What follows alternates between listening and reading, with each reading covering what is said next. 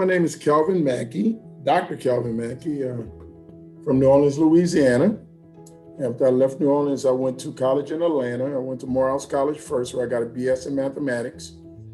And I was in a 3-2 program with Morehouse and Georgia Tech. So I left Morehouse after 3.5 years and then went to Georgia Tech. And 18 months later, I got a BS in mechanical engineering. Then I stayed at Georgia Tech and got a master's and PhD in mechanical engineering. So I got 4 STEM degrees in 11 years.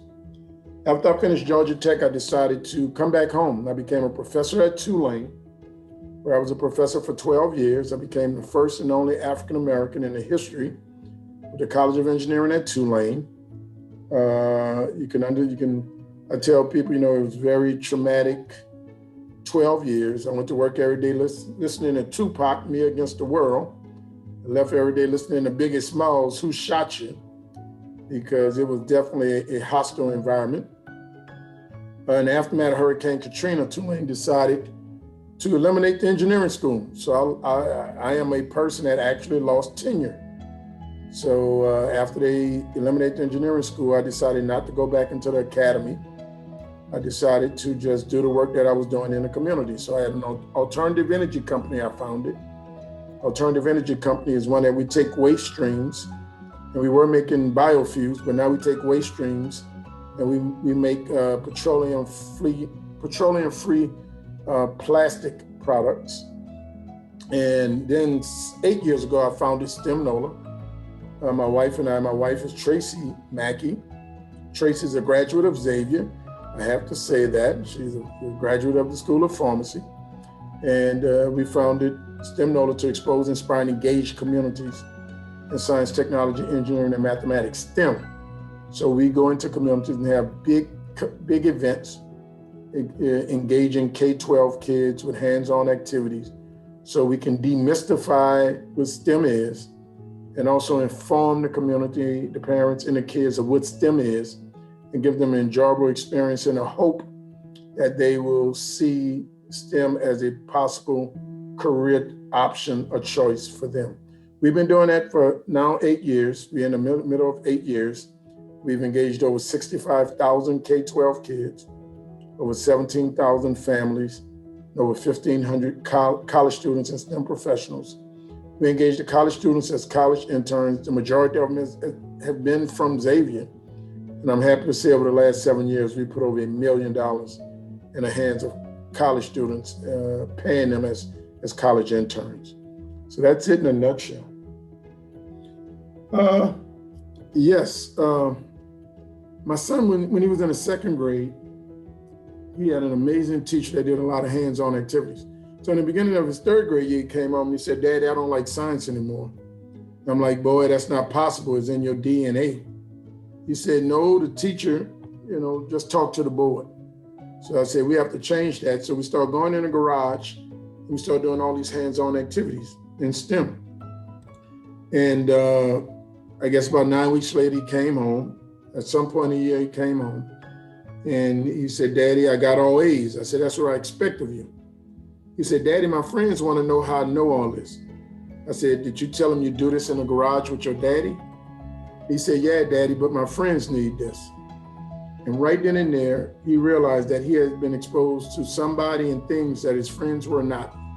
In his heart of hearts, he believed that if his friends were exposed, if they had access, they'd be just as smart as him. And I realized right then and there, I was keeping all my time, talent, and treasure in my house to my 2, when maybe my wife and I had something to offer the world. So that's when we said, hey, let's see how we can package this and bring it to the community. Oh, Britney, you're getting deep on me. The answer is yes, right? I become so flustered in New Orleans, I was gonna leave, move back to Atlanta and start STEM Atlanta. I had a mentor that said, it'll take you another lifetime to build the social capital that you have in New Orleans. Whatever it is you're trying to do, you need to go back to New Orleans and do it. Now, we call it STEM Nola because we're working in the community, and I believe communities should own their solutions. We've expanded to other areas, right? We have STEM Grambling, we have STEM Baton Rouge, we have STEM Northside Minneapolis. And what we've done is that we've built a model that's scalable, transferable, and reproducible in these other cities. So by calling it STEM NOLA, it was crystal clear that we was providing STEM for for New Orleans. Yeah. And because companies, like when companies give money, they want to make sure that the money gonna stay in their city. So if I go to Baton Rouge and call it STEM NOLA, they're gonna be like, you're taking our money back to New Orleans, right? So that's why we created the affiliate STEM Baton Rouge. So the companies there can invest in a solution in their community. And we created the solution, but it will be executed by someone from Baton Rouge that understands the community and how to move around in the community. So yes, we started in STEM NOLA because that was our first little city. And now we're trying to create STEM DC, STEM Prince George County, STEM Baltimore. All of that is on the horizon. Now, the STEM NOLA is a trade name. So the real name of our nonprofit is Center for the Innovative Training of Youth. Center for the Innovative Training of Youth. That's CITY. What does that spell? City, right? So we're trying to create these STEM centers for the innovative training of youth, like STEM NOLA, like STEM Baton Rouge, like STEM Miami. So we're creating these STEM cities. So that's gonna be the umbrella, and then with all these STEM cities under. Okay. Besides my sons, I had an advisor. My PhD advisor is an African-American woman by the name of Dr. Carolyn Myers. And there was another woman named Delinda Brown, who was the dual degree engineering program director when I was going through the dual degree engineering program. And there was another gentleman by the name of Dean Thomas Blocker at Morehouse. When I walked up on Morehouse College campus, he called me doctor. I couldn't even spell PhD.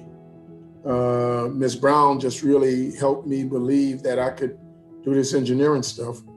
When I got to Georgia Tech, Carolyn Myers was a professor who took me under her wing as like one of her own kids.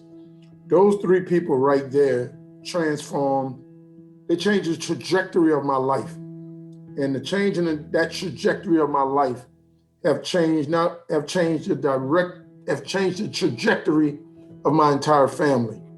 And what they did for me, I want to do for others. Especially STEM, we live in a country and make sure every black and brown boy touches a football before the age of 4. And then they've created pathways, they've created the motivation, they tell stories to make sure that these black boys pursue that pipe dream. And every year we have millions of black boys disenfranchised by this sports apparatus so they can extract 250 into the NBA every year. When I believe that many of us have a greater gift that otherwise can serve society just rather than playing basketball or football or sports. So it takes the same amount of time to develop an engineer or doctor that it takes to develop a basketball player or football player. So why is it we have a society that only see our body as value, but don't see our minds, especially when they're minting a millionaire a day in Silicon Valley?